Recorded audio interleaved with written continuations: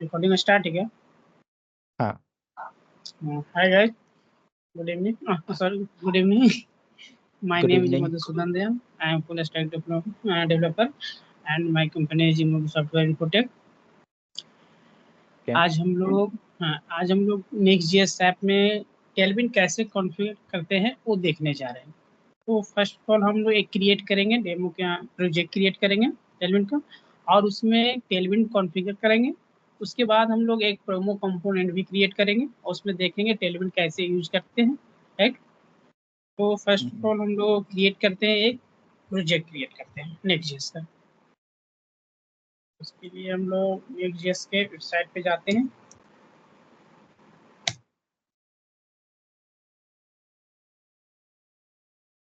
Get start करते हैं. Installation पे जाते हैं हम लोग, इसके डॉक पे. उसके बाद हम लोग एक कमांड हम लोग कॉपी करते हैं. कॉपी करने के बाद हम एक फोल्डर बनाते हैं, कहीं पे भी आप बना सकते हो. हम लोग ऑल ऑफिस प्रोजेक्ट में एक फोल्डर बनाते हैं. यहाँ पे फोल्डर नेम देते हैं डेमो प्रोजेक्ट.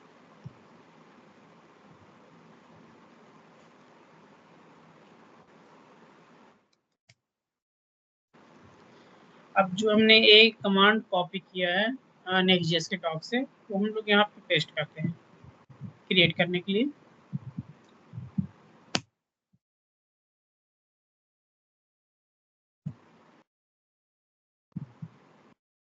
यहाँ पे आपसे ऐप नाम पूछेगा, प्रोजेक्ट नाम पूछेगा, तो आपको प्रोजेक्ट नेम डालना है. हम लोग डेमो डालते हैं, डेमो.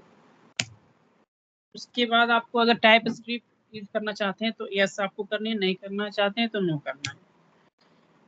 ये भी आप यस करना यूज करना चाहते हैं तो यस करेंगे. यहाँ पे आपको देखने लगे, अगर आप टेलविन यूज करना चाहते हैं इस प्रोजेक्ट पे, तो आपको इस पॉइंट पर ध्यान देना पड़ेगा. अगर आप लोग यूज करना चाहते हैं तो यहाँ यस करें, और नहीं यूज करना चाहते हैं, डायरेक्ट आप सीएसएस यूज करना चाहते हैं तो नो करें. मेनली कॉन्फ़िगर करने के लिए सबसे मेन पॉइंट आपको इसी जगह आपको ध्यान देना.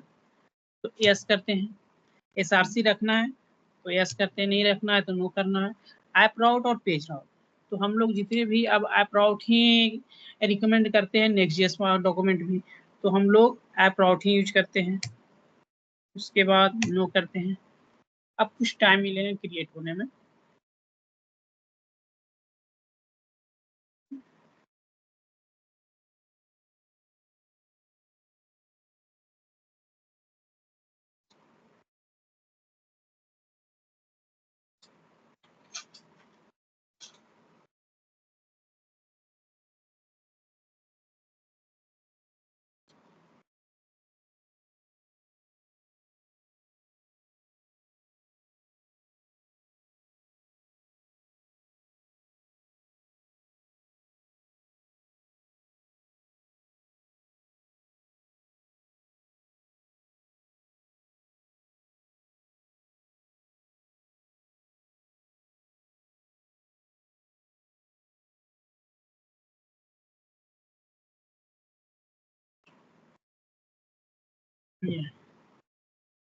अब इसे हम लोग VS कोड में ओपन करते हैं. प्रोजेक्ट क्रिएट हो गया हमारा नेक्स्ट.जेएस का. इसे हम लोग VS कोड में ओपन करते हैं.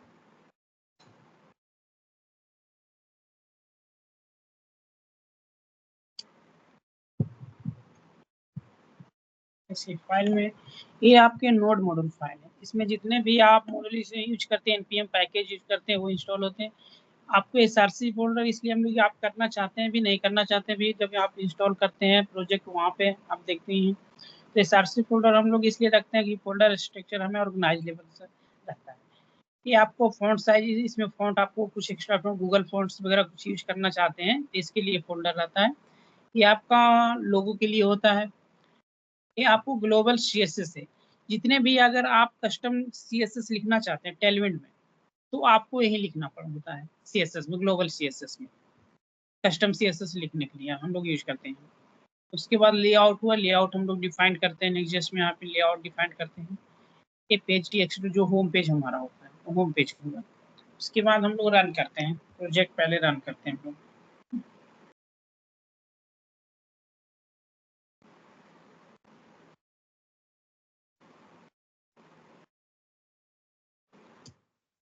npm run dev करके कमांड हम लोग इसमें यूज करते हैं नेक्स्ट में। सॉरी, हमारे पास डेमो है, तो पहले हम लोग जाते हैं डेमो प्रोजेक्ट में, डेमो फोल्डर में जाते हैं।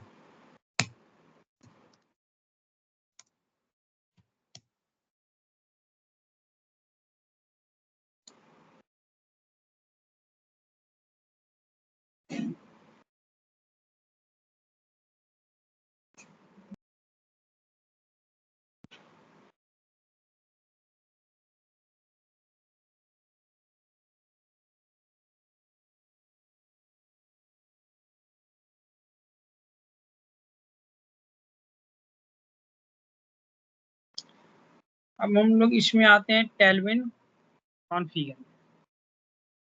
टेलविन कॉन्फ़िगर का मेन फोल्डर ए, आप एसआरसी रखोगे तो एसआरसी के अंदर पेज है, पेज पे काम करेगा। अगर इसके अंदर कुछ एसआरसी के बाद कोई और फोल्डर आप बनाना चाहते हो कि एसआरसी नहीं हम कुछ और फोल्डर में रखें, तो फोल्डर के पाथ आपको यहाँ देना होता है, राइट। ये आपका एक्सटेंशन है, आप जेएस यूज कर रहे हैं, टीएस यूज कर रहे हैं टाइप स्क्रिप्ट के लिए, जेएस जावास्क्रिप्ट के लिए, और ये इसकी जेएसएक्स आप लिखते हैं तो जेएसएक्स लिखते हैं, और टीएस में काम करते हैं तो टीएसएक्स लिखते हैं, एक्सटेंशन हमारे होते हैं। और जिस तरीके से कंपोनेंट आपको क्रिएट करना, तो सेम जो यहाँ पे लिखी हुई है जिस तरीके से लिखा हुआ उसी तरीके से आप कंपोनेंट फाइल बनाते हैं, फोल्डर बनाते हैं। कंपोनेंट फोल्डर बनाना तो जिस तरीके से यहाँ एस, अगर आप इसको आप अपडेट करना चाहते तो सेम जैसे एस हमने हटा दिया, तो सेम आपको इसी फोल्डर सेम नेम रखना है आपको, वहाँ भी जिस कंपोनेंट आप क्रिएट करते हैं कंपोनेंट का फोल्डर सेम नेम से। तो हम लोग कंपोनेंट्स ही रखते हैं, इसी नेम से हम लोग क्रिएट करते हैं कंपोनेंट। और कंपोनेंट जब भी आपको क्रिएट करना होता है, एसआरसी आपने लिया है तो एसआरसी फोल्डर के अंदर, और आपने ऐप लिया है तो ऐप फोल्डर के अंदर आपको ऐप आपको क्रिएट करना होगा, ऐप के बाहर नहीं और एसआरसी के अंदर नहीं। रिएक्ट में हम लोग करते हैं कि कहीं भी क्रिएट कर देते हैं, एक्चुअली वो राउट लेवल पर होता है, एक पेज लेवल पे वर्क करता है। इसलिए हम लोग जब भी कुछ कर रहे हैं, जितने भी कंपोनेंट हो, पेज हो, जो भी हम फाइल बनाते हैं, वो हम लोग एसआरसी लेते थे एसआरसी के अंदर। अगर एसआरसी फोल्डर हम लोग वहाँ सिलेक्ट नहीं करते हैं तो ध्यान रखना होता है कि ऐप ऐप के अंदर हम लोग क्रिएट करते हैं। तो हम लोग एक कंपोनेंट फोल्डर बनाते हैं कंपोनेंट क्रिएट करने के लिए। ये रन हो गया। अब हम लोग होम पेज पे आते हैं, इसका ये भी हम लोग डिलीट करते हैं कस्टमर,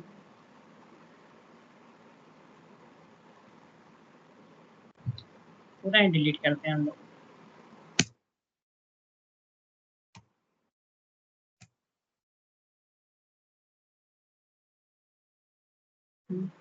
इसकी ओल्ड सीएसएस भी हम लोग हटाते हैं, जितने भी सीएसएस इनके पहले वाले सीएसएस हैं।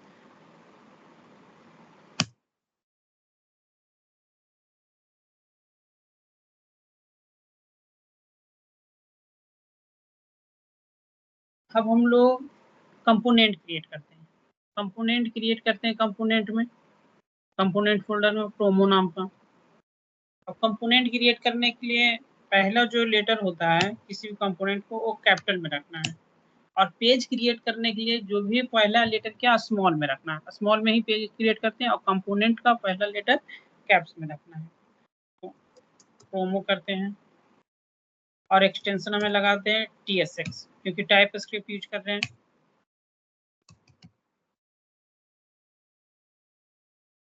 अब एक कंपोनेंट हम लोग यूज करते हैं होम पेज में।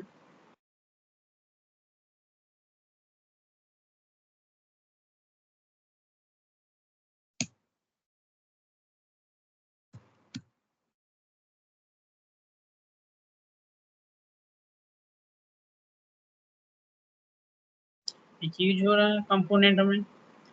अब एक हम लोग यहाँ पे यूज करते हैं प्रोमो, कंपोनेंट क्रिएट करते हैं, टेलविंड यूज करते हुए बनाते हैं प्रोमो कंपोनेंट पे, टेलविंड यूज करते हैं स्टाइलिंग के लिए।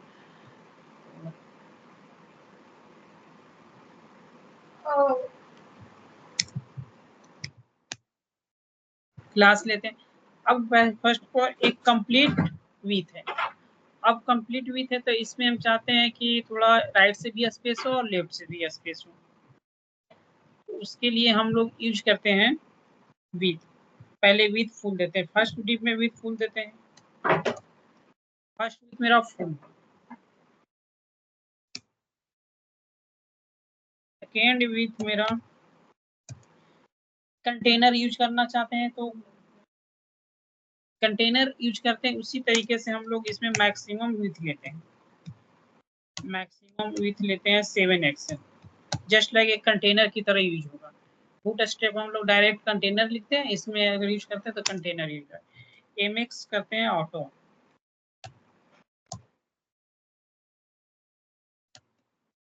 mx ऑटो, दोनों तरफ से स्पेस इक्वल आ जाए। देखने के लिए इसके कलर हम लोग दे देते हैं, कलर देने के लिए बीजी ग्रे, और इसमें कुछ वैल्यू देना होता है, 200 300 400 आप यूज कर सकते हैं वैल्यू। इसकी हम लोग बीजी कलर देते हैं ग्रीन।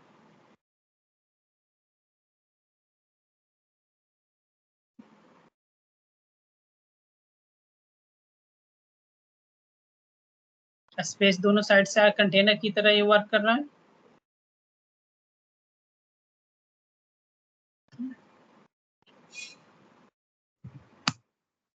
प्रोमो में हम लोग क्रिएट करते हैं वन साइड इमेज और वन साइड डिस्क्रिप्शन। तो इसमें हम लोग एक डिव फीड लेते हैं,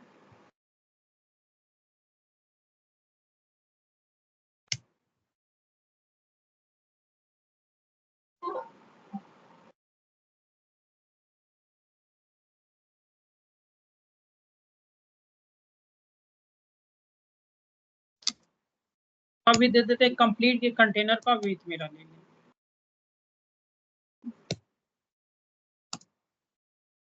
पैडिंग दे देते हैं, पैडिंग इसमें देते हैं पीक देकर।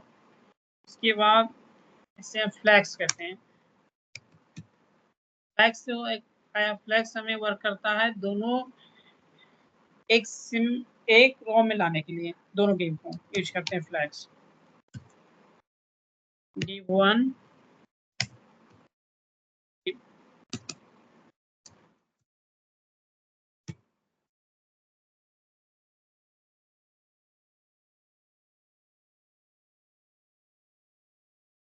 एक रो में दोनों आ गए। अब हम लोग यूज करते हैं फर्स्ट में इमेज यूज करते हैं।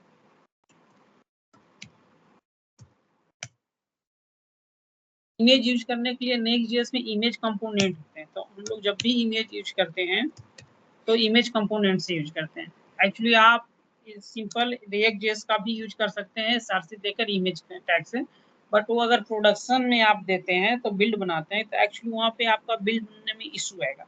उस टाइम आपको ये रिकमेंड करेगा कि आप नेक्स्ट.js कंपोनेंट का ही इमेज यूज करें। इसलिए हम लोग जो भी इमेज यूज करते हैं नेक्स्ट.js का ही कंपोनेंट इमेज यूज करते हैं। सारसी आ गया, और इसके साथ दो और एट्रीब्यूट होते हैं, वो मस्ट होते हैं देने में इमेज के, जब भी आप यूज कीजिएगा तो पहला इसके साथ विथ आता है और सेकेंड हाइट। कुछ वैल्यू होते हैं, वैल्यू आप दे सकते हैं इमेज के एडजस्ट करने के लिए। आप सपोज डेट हम लोग एक इमेज यूज करते हैं,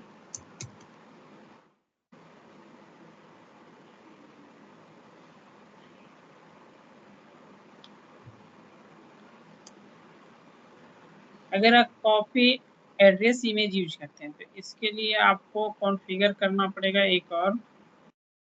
हम लोग पहले देखते हैं यूज करके क्या इशू आता है, उसके बाद हम रिजॉल्व करेंगे।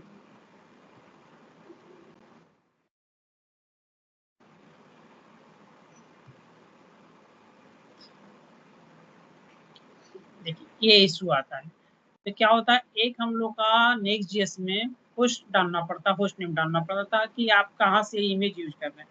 तो उसके लिए हम लोग यहाँ पे यूज करते हैं नेक्स्ट कॉन्फिग, यहाँ पे हम लोग यूज करते हैं। तो इसके लिए डोमेन, इमेज डोमेन हम लोग नेक्स्ट.js के डॉक में जाते हैं और इमेज कंपोनेंट को इमेज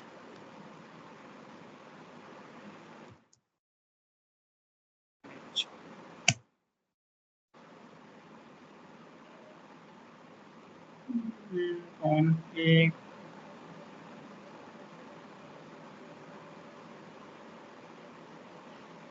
नेक्स्ट कॉन्फ़िग, एक सेकेंड हम लोग कॉपी करते हैं यूआरएल, इसको कॉपी करते हैं,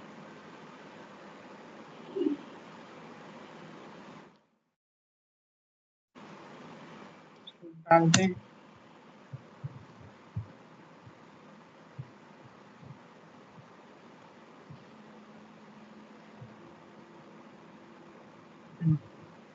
ये हमें डोमेन्स नेम करके डालना होता है, इमेज डोमेन्स।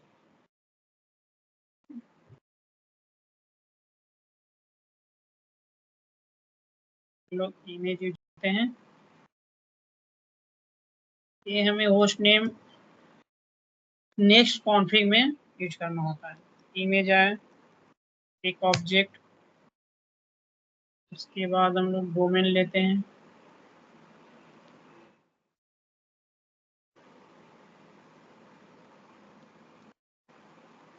यहाँ पे एरे देना होता है कि अगर आप और दूसरी यूज कर रहे हैं तो वो आपको होस्ट नेम डालना होता है, तो यहाँ पे एरे लेता है।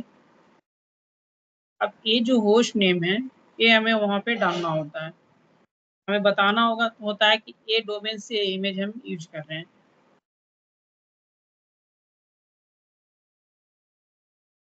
सॉरी, इसको हम ये स्ट्रिंग के फॉर्म में यहाँ डालना होता है।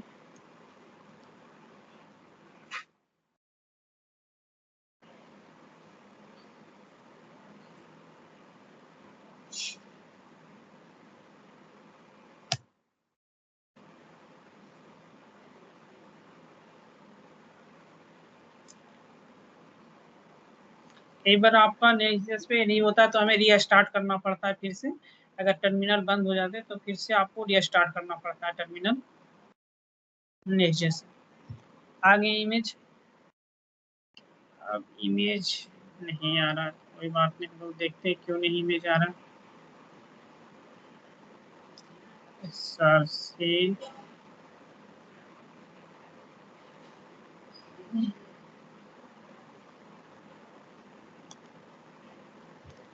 कॉपी इमेज एड्रेस,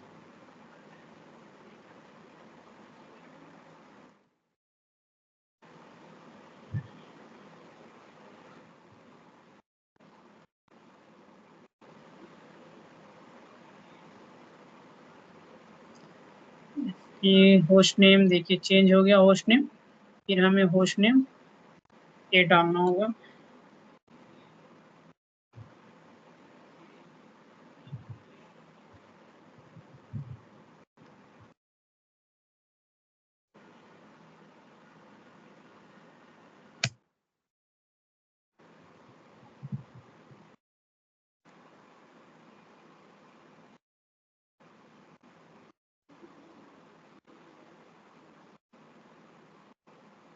इमेज आ गया। अब इस इमेज की हमें हाइट विड्थ सेट करने के लिए इसमें हम क्लास देते हैं। हाइट देने के लिए पहला टेलविन आपको ऑप्शन कुछ देते हैं, अपना टेलविन की तरफ से ये ऑप्शन आता है। आप H1 यूज करते हैं तो 4 REM इक्वल 1 होता है, CSS का 4 REM इक्वल टू टेलविन के 1 होता है। अगर आप 2 करते हैं तो 8 REM यूज कर रहे हैं, सॉरी जी हाँ,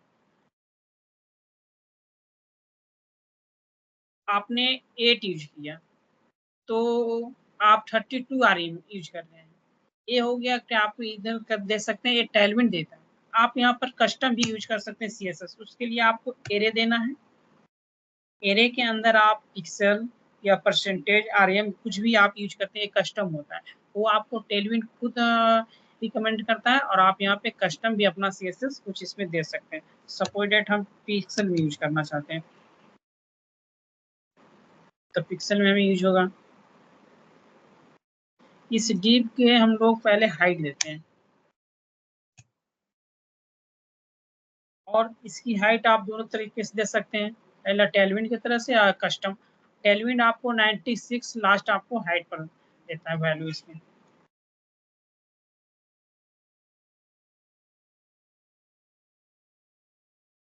हम लोग इसका कुछ हाइट कम देते हैं, हाइट 64 रखते हैं और विथ हम लोग रखते हैं इसको विथ फुल कर देते हैं।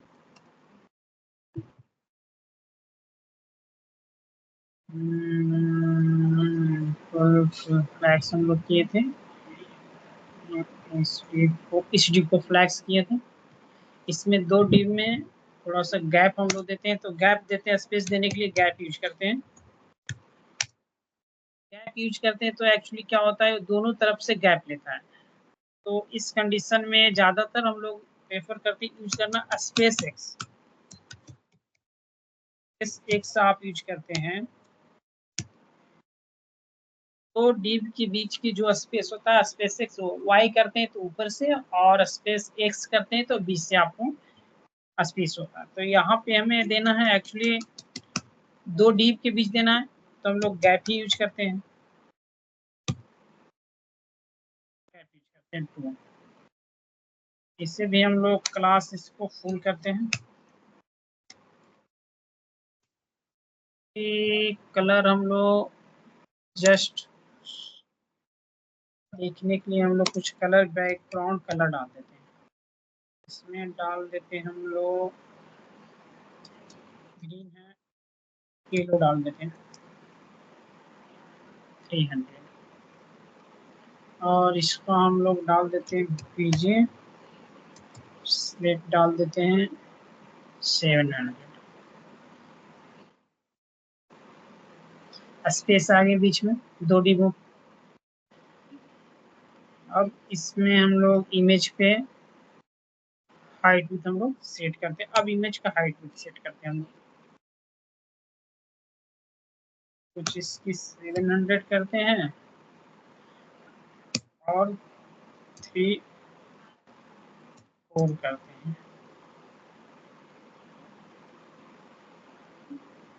तो हाइट थोड़ा सा हम लोग इसे चलिए रखते हैं एक्स पर।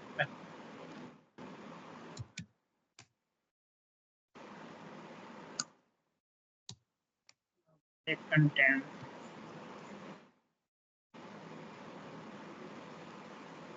हाइट थोड़ा सा और बढ़ाते हैं हम लोग इस डीप का। अब हाइट हम लोग कस्टम ही देते हैं, यहाँ पे ज़्यादा कंट्रोल आपके पास होगा। तो हाइट हम लोग देते हैं 450 ज़्यादा हो गया, थोड़ा और कम करते हैं हम लोग 350 कर दें।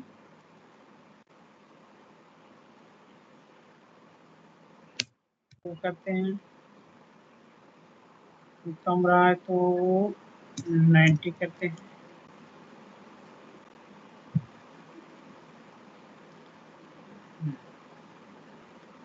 ये बैकग्राउंड कलर हम लोग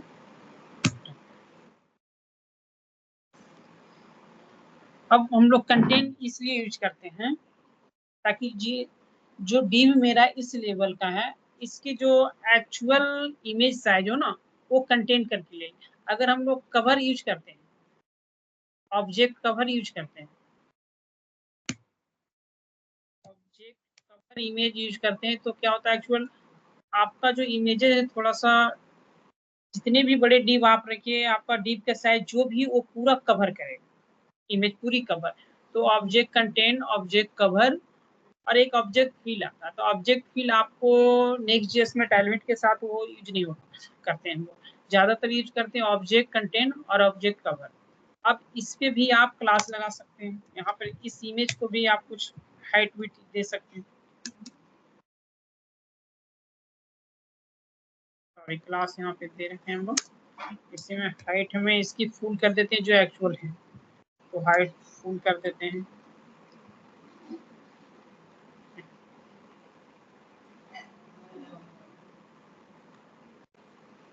आप इस क्लास पे भी आप हाइट विथ इसी तरीके से आप इमेज के डिप के अकॉर्डिंग या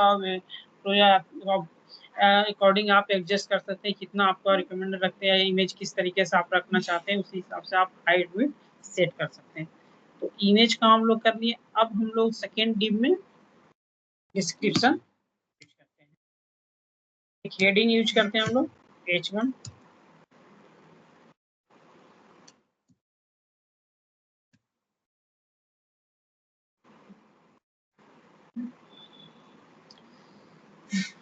एक चीज और, हम लोग जब भी फ्लैक्स करते हैं डिव को तो सेंटर,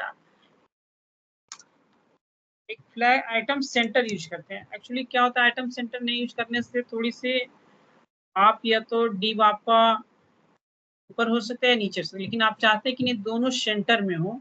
इसकी हाइट हम दे देंगे तो दोनों आ जाएंगे, तो सेंटर में हो दोनों डिव। तो इसकी भी हम लोग सेम हाइट दे देते हैं जो हाइट हमने फर्स्ट डिव का दे रखा है, इस डिव का, इमेज वाले डिव का। इसमें इसमें ना चाहिए, हाँ इसमें, हाँ सेम इसी हाइट हम लोग सेम इस डिव को दे देते हैं, सेम हाइट। तो मेरा डिव दोनों ई हाइट का, ये बैकग्राउंड हम लोग कलर हटा दिए थे इस वजह से आ रहा है।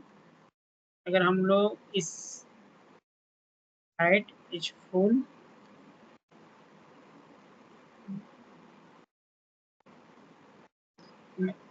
ये यहाँ पे भी देना होगा इस डिव को भी।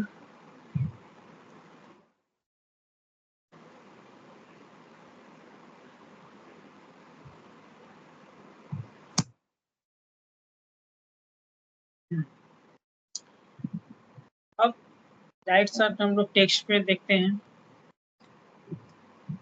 इसकी बीजी कलर हम लोग से रिमूव करते हैं।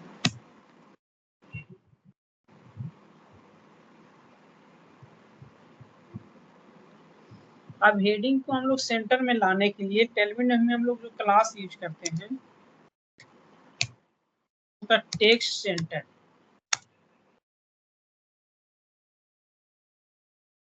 टेक्स्ट सेंटर यूज करते हैं सेंटर में करने के लिए।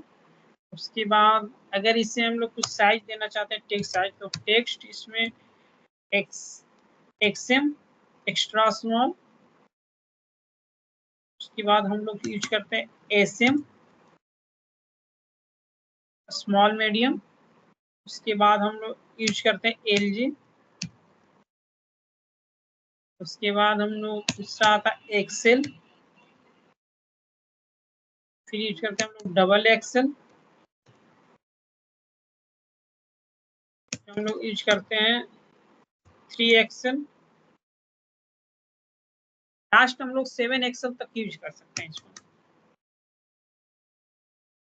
लास्ट में हम लोग यूज करते हैं 7 एक्सेल तक।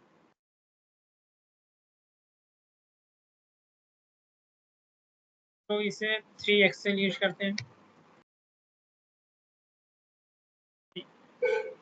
अब यहाँ पे हम लोग अगर बैकग्राउंड इमेज कलर कुछ डालते हैं और हम लोग देखते हैं इसको रिस्पॉन्सिव करते हैं, सो दैट आप अभी रिस्पॉन्सिव करोगे तो ये फट जाएगा। देखिए ये बाहर आ गया। अब इसे रिस्पॉन्सिव करने के लिए हम लोग एक क्लास यूज करते हैं। अगर मेरा L G, first of all जो भी आप क्लास यूज कर रहे हैं टेलविन में, वो फर्स्ट ऑफ ऑल आपका मोबाइल अप्लाई होता है, यानी जितने भी आप पहले यूज करते हैं वो मोबाइल के लिए यूज होता है। अब हम लोग चाह रहे हैं कि एल जी में फ्लैक्स हो, एल जी हो तो मेरा फ्लैक्स हो जाए।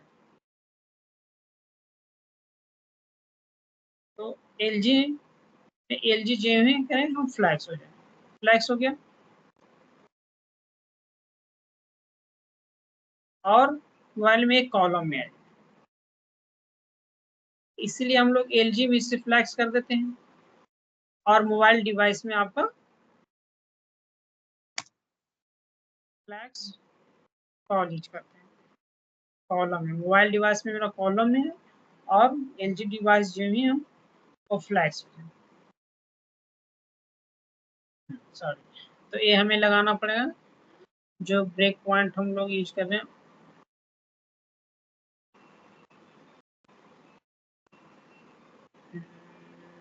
ये हम लोग LJ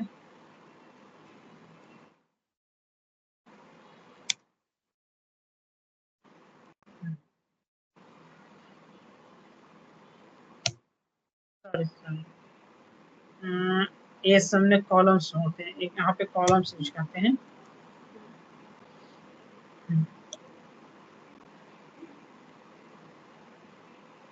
ये उसी तरीके से अगर आप फ्लैक्स ना यूज करके आप ग्रिड यूज करना चाहते हैं, यानी हम ग्रिड यूज करें, तो हम लोग यहाँ पे ग्रिड यूज करते हैं। ग्रिड भी यूज करके हम लोग देख लेते हैं।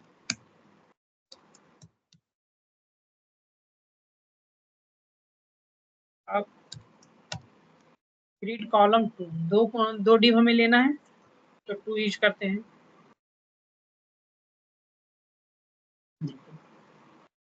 तो इसी तरीके से इसे हम रिस्पॉन्सिव करते हैं, तो सेम उसी तरीके से हम लोग ब्रेक पॉइंट यूज करते हैं। अगर मेरा LG तो ग्रिड 2 और SM हो तो ग्रिड 1। LG आ गया ग्रिड 2 और SM आया ग्रिड 1।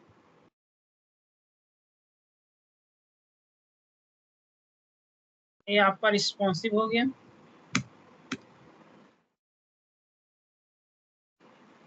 अब हम लोग एक P टैग यूज करते हैं।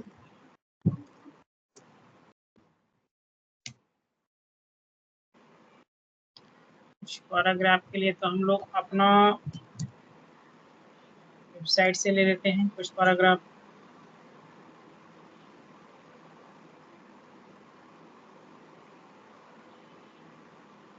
सर्विस वाले डेवलपमेंट में जाते हैं।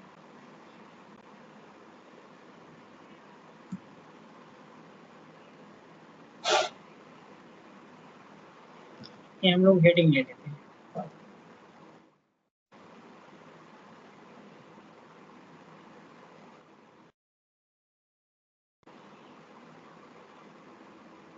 यहाँ से हम लोग पैराग्राफ यूज कर लेते हैं। यहाँ से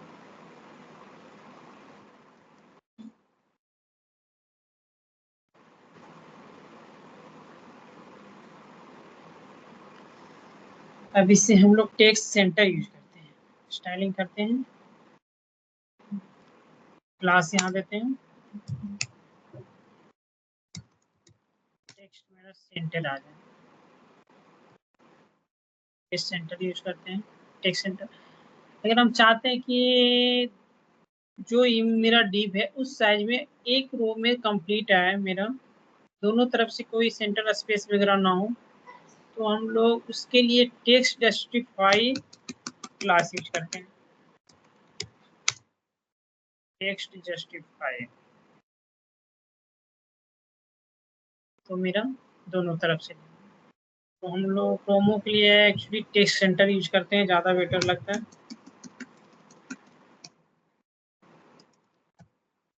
टेक्स्ट सेंटर यूज करते हैं, टेक्स्ट सेंटर। और एक हम लोग अब एक बटन क्रिएट करते हैं, वहाँ पे हम लोग लिंक देखेंगे, लिंक कैसे करते हैं। तो हम लोग एक बटन भी आप भी कर सकते हैं, नहीं तो लिंक कंपोनेंट ही हम लोग यूज करते हैं, लिंक कंपोनेंट यूज करते हैं। तो इसमें लिंक यूज करने के लिए हमें नेक्स्ट जेएस से कंपोनेंट देता है लिंक कंपोनेंट, तो हम लोग उसी से यूज करते हैं। तो इसके 2 एट्रीब्यूट होते हैं, सॉरी 1 एट्रीब्यूट होता है। तो यहाँ हम लोग डालते हैं कि इस लिंक को, इस पेज को कहाँ हम लोग रीडायरेक्ट कराना चाहते हैं। सपोज डैट हम लोग अपना वेबसाइट पे आते हैं, हमारा ये होम पेज है, राइट। अब हम लोग चाहते हैं इस सर्विस पेज पे,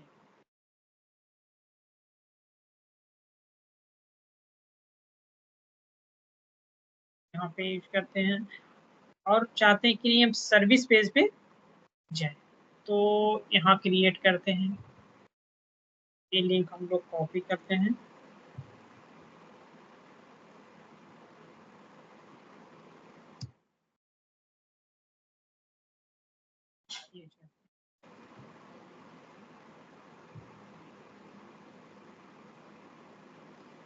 थोड़ी सी हम लोग स्टाइलिंग करते हैं। स्टाइलिंग करने के लिए अगर हमें डिव को ही सेंटर में लाना है तो हम लोग यूज करते हैं फ्लैग्स जस्टिफाई सेंटर। डिव आ गया एक कंप्लीट डिव को ही हम लोग, अगर डिव को सेंटर में लाना है तो फ्लैग जस्टिफाई सेंटर यूज करते हैं। अगर किसी टेक्स्ट ऑफ आ रहा है कुछ सेंटर में लाना है तो टेक्स्ट सेंटर हम लोग यूज करते हैं। ऐसे कुछ बीजी कलर हम लोग यूज कर लेते हैं, स्काई कर लेते हैं। पीवाई यूज करते हैं कि दोनों तरफ से मेरा एक्स एक्सिस और सॉरी पीवाई यूज करते हैं कि टॉप से और बॉटम से दोनों से मेरा स्पेस हो। तो हम लोग क्या करते हैं, एक इसे डीप के अंदर हम लोग रखते हैं ताकि बटन मेरे इतने ही तक हमें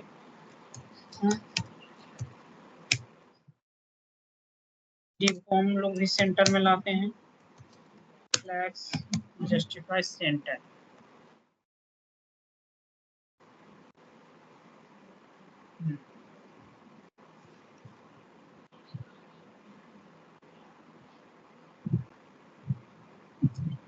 और हम लोग एक्स एक्सिस पे भी कुछ स्पेस देते हैं सेम इक्वल दोनों साइड से, लेफ्ट साइड से भी और राइट साइड से भी।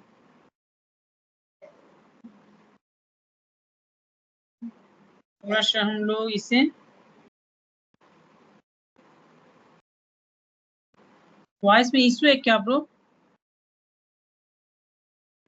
सॉरी नहीं कोई इशू नहीं। ठीक है ठीक है। तो हम लोग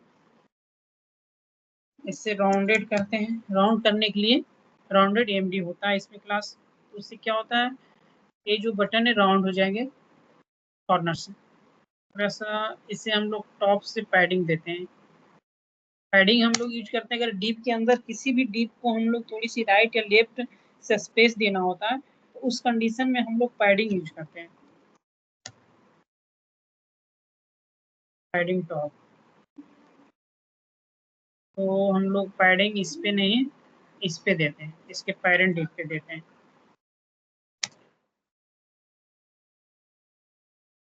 पैडिंग।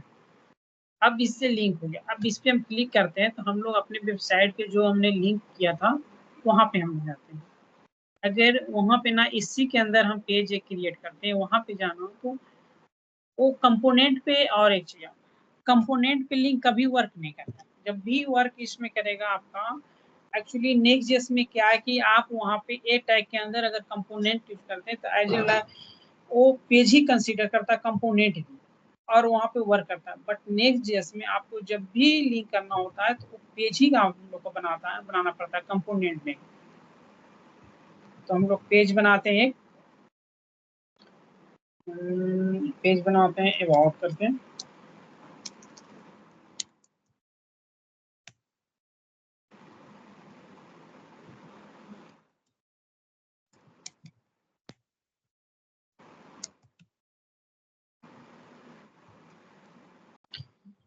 पेज बना और इस पेज को हम लोग लिंक करते हैं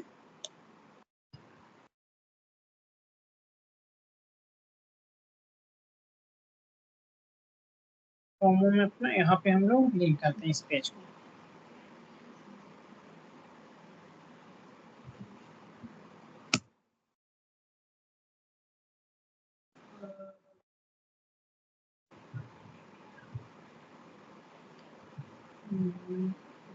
कम से कम लोकल होस्ट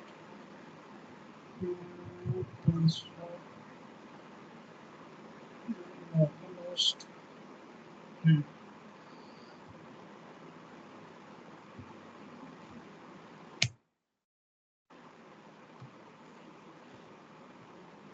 आगे हम लोग अबाउट पेज पे इस तरीके से हम लोग लिंक यूज करते हैं।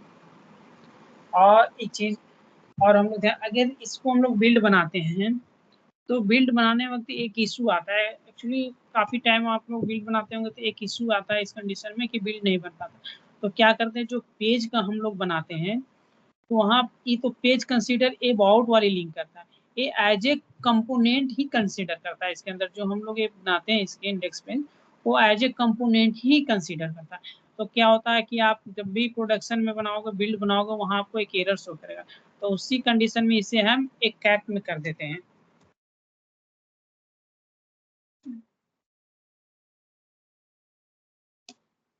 ये ऐसा एरर आता है वहां पे बिल्ड बनाने, आपको कभी कभी पता नहीं चलता कि क्या एरर आ रहा है। एक्चुअली वो एरर आपको यहाँ शो नहीं करता है कि इसे हमें एज ए कंपोनेंट कंसीडर करना है।